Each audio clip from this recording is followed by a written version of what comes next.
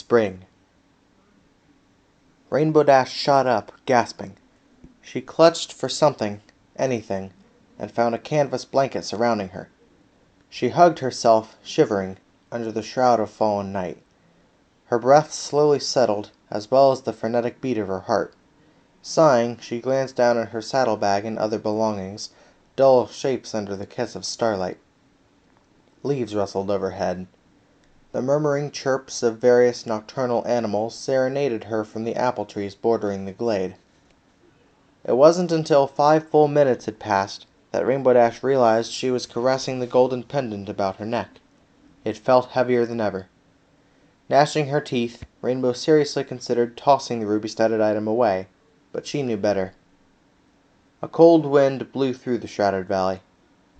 Rainbow Dash felt her mane kicking like a flag behind her head. She prayed that there'd be colors when the sun rose. Gazing skyward, she regarded the stars with jaded interest. Her afternoon nap had carried her well into the fall of evening, but now she had become completely restless. With a groan, she stood up, collected her blankets, her other belongings, and stuffed them into her saddlebag. Last but not least, she found the crimson apple lying in the grass. She picked it up like an infant, cradling it. Another breath left her, only this time she managed a slight smile. Eventually she pocketed this too away. Just as she snapped the saddlebag shut, her eyes lingered on the crescent moon-shaped buttons to her pack. Thoughtfully she looked up towards the night sky once more.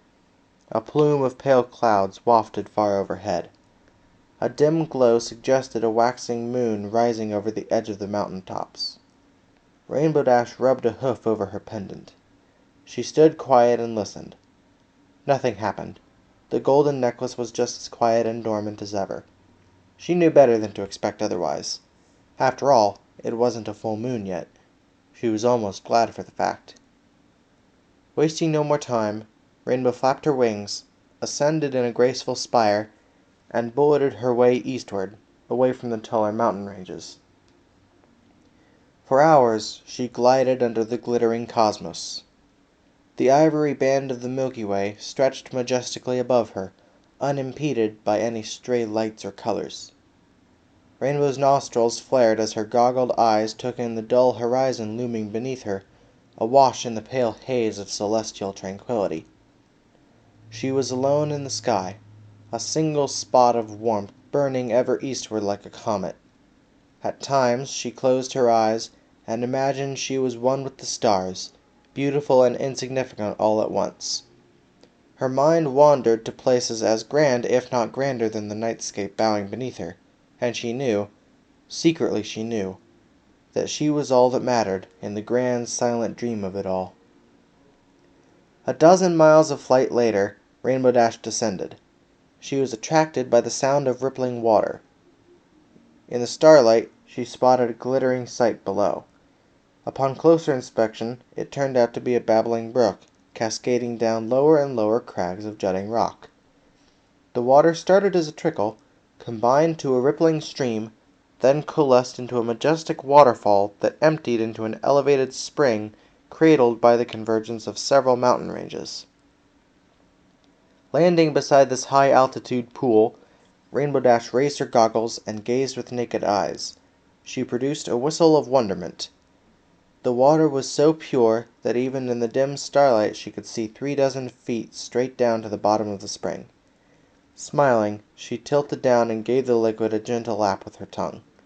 Her upper body shuddered. It was the cleanest water she had drunk in all her adult life.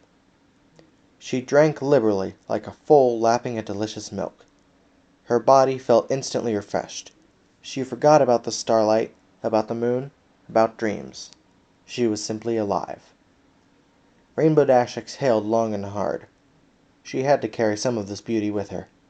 Squatting down, she reached into her saddlebag and produced her empty canteen. Swiftly, she filled it to the brink, smiling victoriously at her acquisition. Just as she finished screwing the top back on, something bright and lavender darted on the edge of her peripheral vision. Rainbow Dash gasped.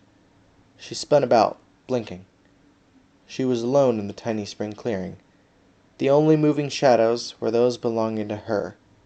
Nevertheless, that didn't calm her beating heart, nor did the blinding sensation that swiftly followed.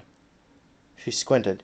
She gazed sideways towards a crest of jagged rock to her right. Murderous beams of gold were setting the air on fire as the first slivers of sunlight pierced the otherwise tranquil moment. A part of her shuddered, regretting the death of darkness.